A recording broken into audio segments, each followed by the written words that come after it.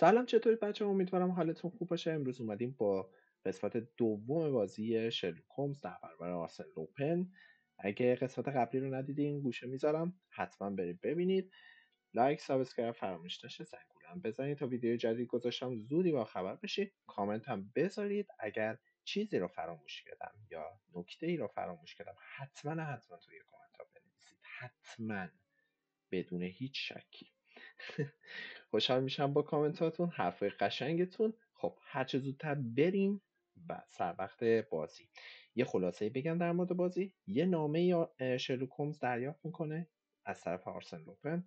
آرسن لوپن یک کلاهبردار و یک دزد قهار فرانسویه و این نامه محتواش یه جورایی میخواسته کوری بخونه با شرلوک هومز و الان درخواست کرده که من میخوام یه دزدی بکنم. درخواست که نه، اعلام کرده یه دزدی میخوام بکنم و اون دزدی هم اینه که توی موزه نقاشی لندن میخواد یه تابلوی رو بدزده. حالا ما نمیدونیم اون تابلو چیه، باید بگردیم اون تابلو رو پیدا بکنیم و بدونیم که میخواد چجوری دزدی بکنه.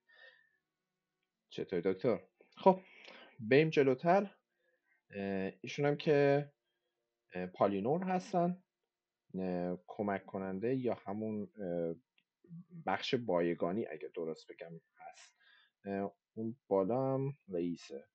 این نهایین که آبی داره، یه نفر هست لباس قهوه‌ای پوشیده، سبز لجنیه، نمیدونم.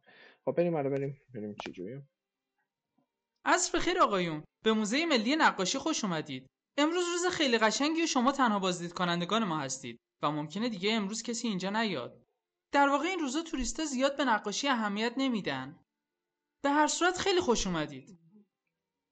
ما نیومدیم موزه رو ببینیم مرد جوان. من شرلوک هولمز و ایشون دوست و همکار من دکتر واتسون هستن. شرلوک هولمز؟ همون کاراگاه مشهور؟ بله، من دلایلی دارم که نشون میده قرار اینجا یه سرقت انجام بشه. یه سرقت؟ مطمئن نیستم اما فکر میکنم احتمالش هست. ما بازرس لستریت و اسکاتلند یارد رو هم خبر کردیم. اونا به زودی به اینجا میرسن. در حقیقت همه کارهای ضروری انجام شده. در این فاصله شما میتونید به ما کمک کنید.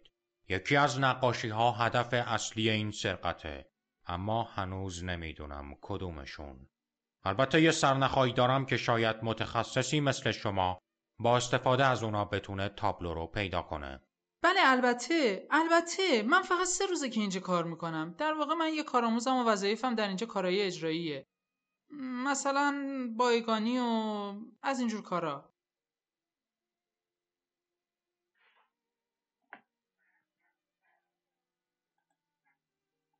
فرد مسنتر اون 2 نفری که بالای پله هستن مدیر موزه است. بله ایشون آقای پوینتر هستن. ایشون خیلی بهتر از من میتونن شما رو کمک کنن، اما در حال حاضر سرشون شلوغه و ممکنه این وضع ادامه داشته باشه. اما جایی که شما به هم پیشنهاد میکنی ارزش کارای منو نداره. کارای من نیاز به روشنایی و نور دارن. اونا ستاره هایی هستن که شما باید خورشیدشون رو تأمین کنید. درک کنید که سالن اصلی برای یک نمایشگاه موقتی رزرو شده. میتونیم نور بیشتری براتون ایجاد کنیم. در این صورت شما باید همه سقف و با فانوساتون پر کنید و برای روشن نگه داشتنشون فکر میکنم که باید از نفت کاملا تصفیه شده استفاده کنید، نه بنزین. و در ضمن باید مقداری کرباس با رنگای پایی هم داشته باشین تا کنتراست ایجاد کنن. اگه این کارا رو نکنین نقاشیای من دیگه جلوه ندارن. هر کاری که از دستمون بر بیاد انجام میدیم. آقای پوینتر، من اصرار دارم که تعدادی از کارام تو طبقه اصلی و کنار تابلوهای بزرگ قرار بگیرن. اما همه اتاقهای ما پر هستند و همونطور که میدونید هر کدومشون موضوع خاصی دارند. مدرنیسم کامل. چطور ممکنه اونجا مدرنیزم باشه؟ مدرنیسم اصلا وجود نداره. فقط هنره که وجود داره. هنر محدود به زمان نیست. اون جهانیه، جهانی. قربان، اگه اجازه بدین این بحث رو توی دفتر من ادامه بدیم. حتما شما یک دفتر اصلی دارین که در مورد هر کدام از آثار موزه و موقعیت هاشون توضیحات کاملی در اون ارائه شده باشه. بله، آقای پوینتر اونو امروز صبح به من دادن تا با طبقه بندی کارا آشنا بشم. اما من گمش کردم. من میدونم که بایکانی کننده خوبی نیستم. اما وقتی که داشتم توی موزه گشت میزدم، نقاشی که آقای پوینتر باهاش صحبت میکنن از راه رسید. همراه با صندوق‌هایی که توشون پر از وسایل بود و باید به سرعت ازشون صورت برداری میشد. گم شدن دفتر اصلی. نظرت درباره این موضوع چیه واتسون؟ گوش کنید آقای پالینور قربان. پالینور. من و دوستم در موزه میگردیم تا دفتر شما رو پیدا کنیم. اگر به هنگام گشت زدن در موزه گم شده باشه، حتما باید در یکی از گالری ها پیدا شه. همینجا بمونید.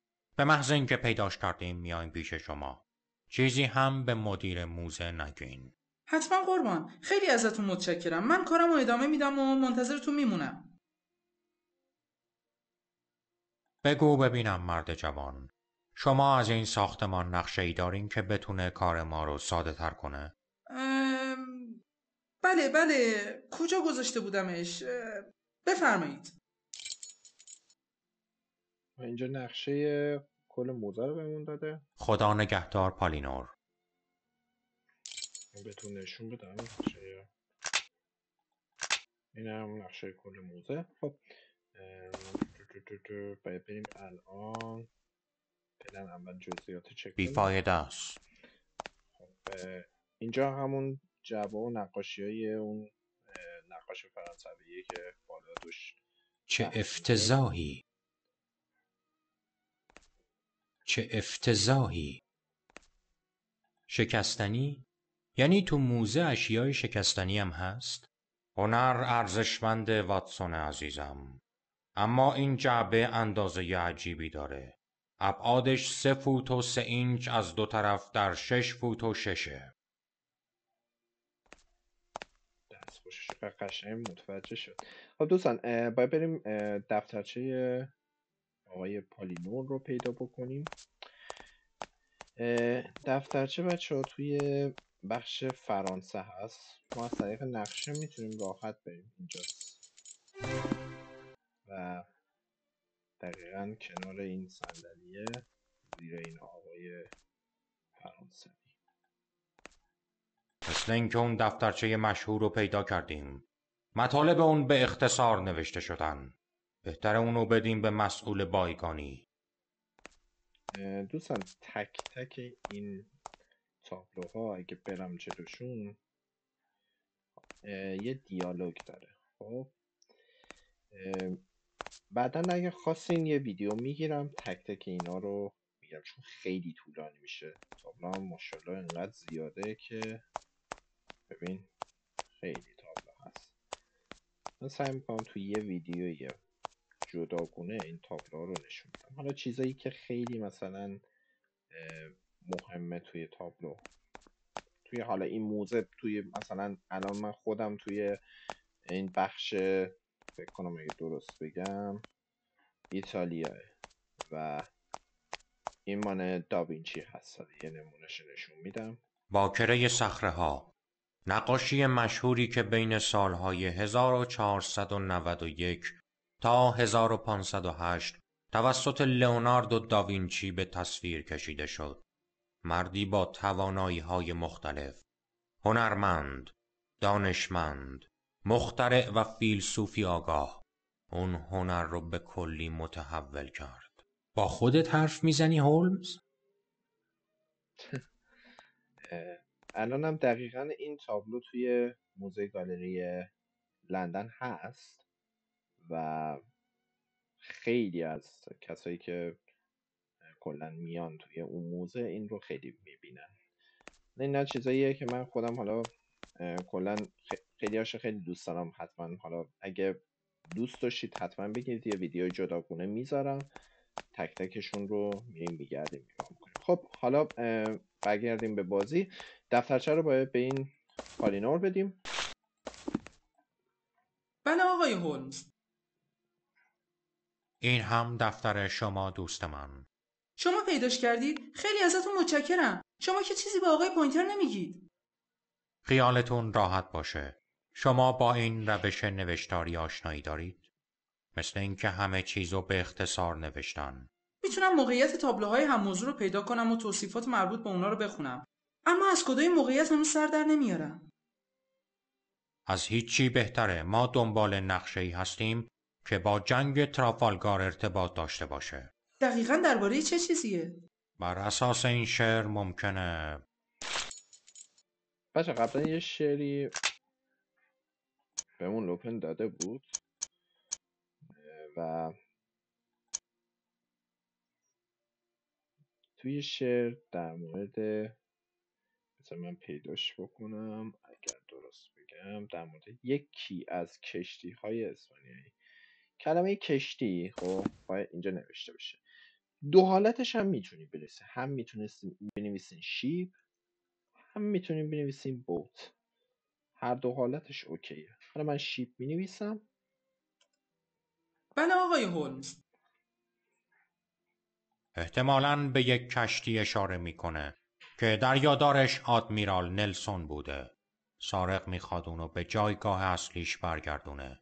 پس حتما اسم فرانسوی داشته. صبر کنید، من یه پیشنهاد دارم. یه نقاشی بسیار محبوب و سمبولیک به نام جنگ تمرر از آثار ترنر. در این نقاشی ترنر تکنیک‌های استادانه خودش رو به نمایش در میاره و یکی از قشنگترین نقاشی‌های انگلیسی همه زمان هاست. اون تو سالن انگلستانه، حتما اونو ببینید. موضوعش درباره یک کشتی به اسم تمرره که در جنگ ترافالگار درگیر بوده. اون به خاطر پیروزیش مشهور میشه و با کشتی پیروز که در اون، گفتین پیروزی؟ بله، دریادار نلسون سوار اون بوده. تمرر در این جنگ صدمه میبینه، اما در این باره اطلاعات زیادی ندارم. فکر کنم توی نقاشی نشون داده شده که کشتی رو به اسکله تعمیر کشتی ها میبرن. کجا میتونم پیداش کنم؟ اوه نمیدونم. شما باید نقاشی انگلیسی این دوره رو بررسی کنید. نزدیک بخش غربی گالری. اونجا حتما میتونید پیداش کنید. متشکرم پالینور. بیا واتسون، بهتره یه نگاهی به نقاشی بندازیم. بسیار عالی. خب حالا باید بریم توی بخش انگلستان و اون نقاشی رو ببینیم. اینجا انگلستان. وقتی وارد شدید، بابا چه تو صورت آدمه. اینا اینجاه، این نقاشی اینجاست. جنگ تمرر، نظرت چیه؟ موافقم که فوق‌العاده است. وجود این نقاشی باعث افتخار تمام این مجموعه است. تا زمانی که این نقاشی روی دیواره، با اینکه این نامه تحریک‌آمیز و تهدید کننده است، اما فاقد ارزشه. این احتمال وجود داره که این همه هیاهو برای هیچ باشه. باید ببینیم امشب چه اتفاقی میافته. باید مدیر موزه رو در جریان بذاریم هولمز. حق با تو واتسون. بریم. خب دوستان، اینو پیدا کردیم. الان باید بریم پیش مدیر موزه که از طریق مپ راحت‌تر میتونیم تلپورت کنیم به همین راحتی. عالیه، فوق‌العاده است. اوضاع رو به راهه. فکر میکنم همه چیز مرتب شد. این همکاری باعث افتخار منه. شاهکار عمرمه. متشکرم.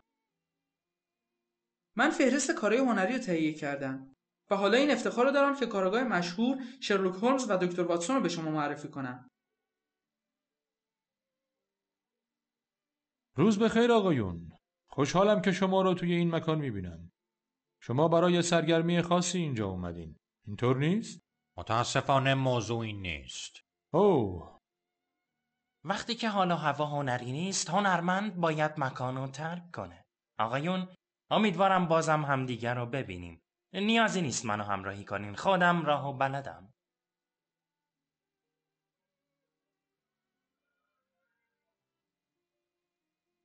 منو ببخشید آقایون. خیلی منتظر شدید.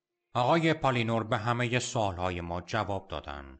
بگو ببینم اون آقایی که الان رفت کی بود؟ اون هوراس ولمونت بود. یک نقاش فرانسوی و یکی از بهترین ها. توصیه نامه اون از طرف یکی از معتبرترین گالری های پاریس بود. یه فرانسوی؟ بهتره یه نگاهی بندازیم واتسون.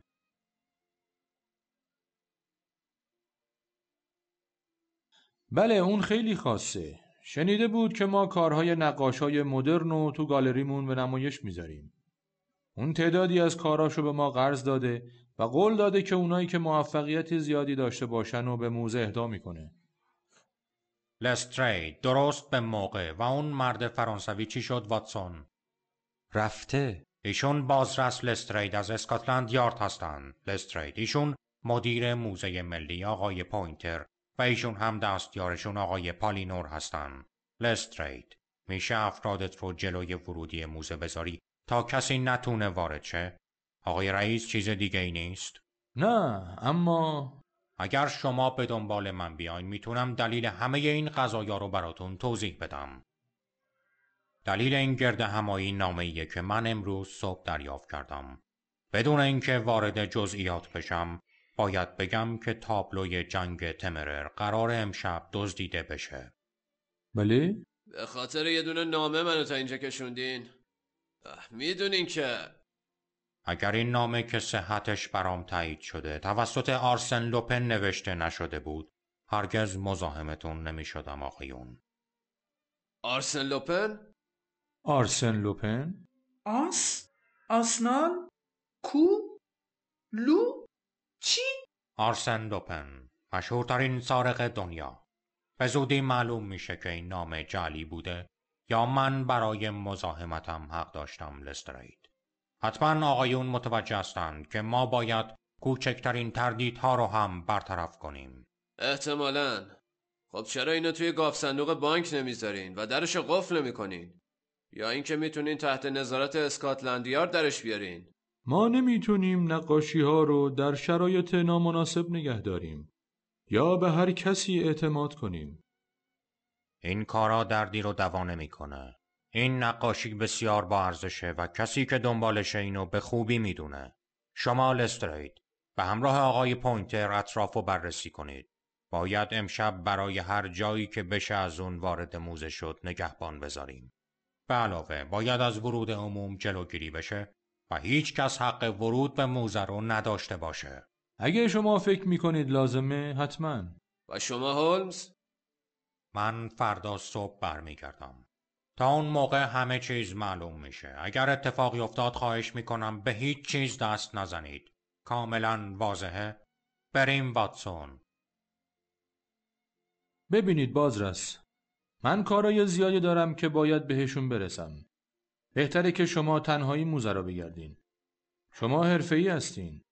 اینا همه کلیدان. اگه با من کاری داشتین من تو اتاقم هستم. من باید موزه رو بررسی کنم تا خروجیایی که ممکنه لوپن ازشون رد بشه کاملا بررسی بشه، حتی لونه موشا رو. خب دوستان الان در نقش بازرس رستورانت هستیم.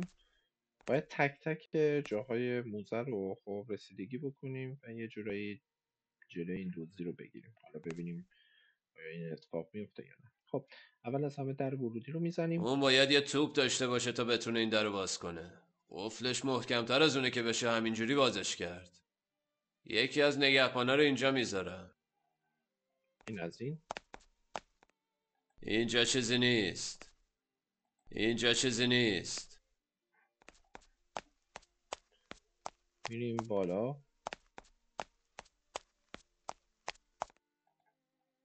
خب این طرف در خروجی نداره. این در. اینجا خیلی تاریکه. خوبه. نه پنجره‌ای داره نه یه راه ورودی. و اینجا هم اتاق ترمیم است. یه راه ورودی اینجاست. اگه کسی بخواد از پشت بوم بیاد پایین باید وقت زیادی صرف کنه. بی سر و صدام که نمیتونه بیاد پایین. یکی از افرادم اینجا مستقر میکنه. بعد از اینکه اون هر حرکت مشکوکی دید میتونه آژیر خطر رو به صدا در بیاره. آرسن لوپن، من و تو به هم رسیدیم. خب از اینجا خارج میشیم. حالا باید تک تک مکانهای خب این طرف در خروجی نداره. داخل موزه رو بگردیم. خب این طرف در خروجی نداره.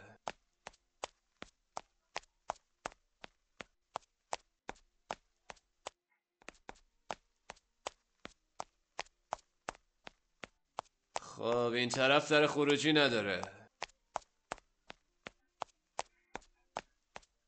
خب این طرف در خروجی نداره.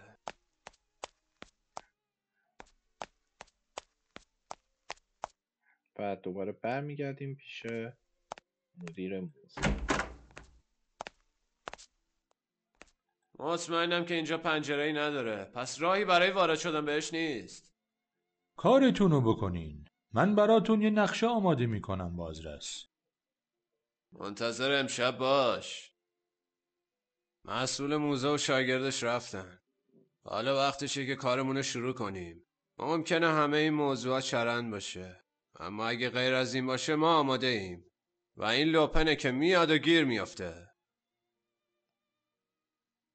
من در اصلی موزه رو قفل کردم و شما ممکنه اینجا گیر بیافتین. جفری توی میدون ترافالگاره. بقیه هم تو همین اتاقن. نیازی نیست نگران باشین.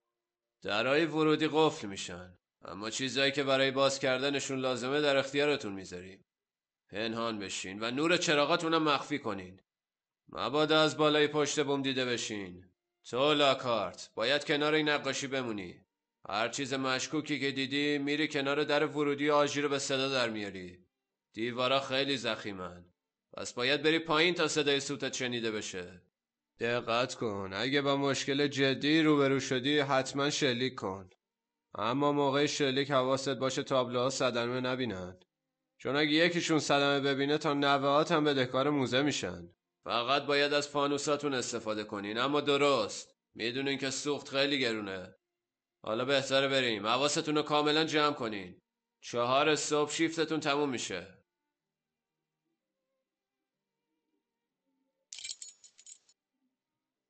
خب بعدن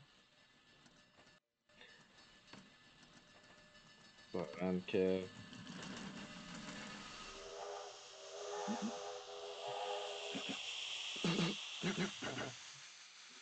آرسن لوپن داره دزدی میکنه. اولین نگهبان.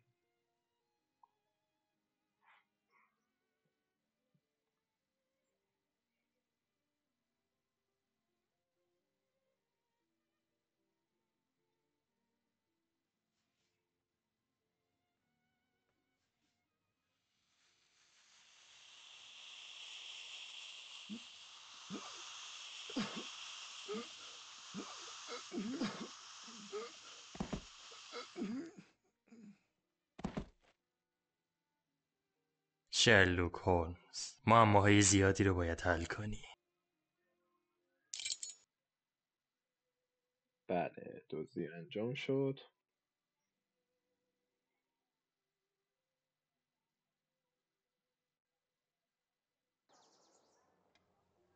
حق با تو هولمز. اون نگهبان باید یه نامه رو به ما میرسوند. نامه از طرف لستریده. در این جور نامه ها هیچ وقت اخبار خوبی نیست. درسته هولمز. نقاشی ناپدید شده. طبق این چیزایی که نوشتن موزه رو زیر و رو کردن اما پیداش نکردن. باید هرچه زودتر خودمون رو به اونجا برسونیم. خب واتسون، بازی شروع شد. به نظرت نباید ما پلیسای بیشتری رو مأمور محافظت از نقاشی‌ها می‌کردیم؟ فکر میکنم حتی یک گروه نظامی هم نمیتونه لوپن را متوقف کنه و حالا میتونیم مطمئن باشیم که دزدی کار اون بوده. پلیس کارای زیادی داره که باید انجام بده و تقصیری هم متوجه اونا نیست. در این ساعت نمیشه یه درشکه پیدا کرد و درشکه‌چی ما هم مریضه. ممکنه تا من این نامه رو مرور میکنم یه درشکه پیدا کنی؟ دیروز یه پزشک بودم و امروز یه خدمتکار. خیلی عالی بچه، این قسمت تموم شد. اگر چیزی فراموش کردم حتما توی کامنت ها بهم بگید. اون ویدیوی نقاشی هم حتما میذارم، اگر یا ممکنه بعد از این ویدیو بذارم یا ممکنه بعد از تموم کردن این بازی بذارم، نکات حالا مهمش. و اینکه الان دزدی شده و باید برگردیم به موزه. من اینجا همین الان تموم میکنم بازی رو و منتظر قسمت بعدی باشید. لایک سابسکرایب فراموش نشه، لطفا لایک کنید، سابسکرایب بکنید تا کانال من دیده بشه. ممنون میشم ازتون. زنگوله هم بزنید اگه ویدیوی بعدی گذاشتم زودی با خبر بشید. خب با اجازهتون فعلا، خدافظ.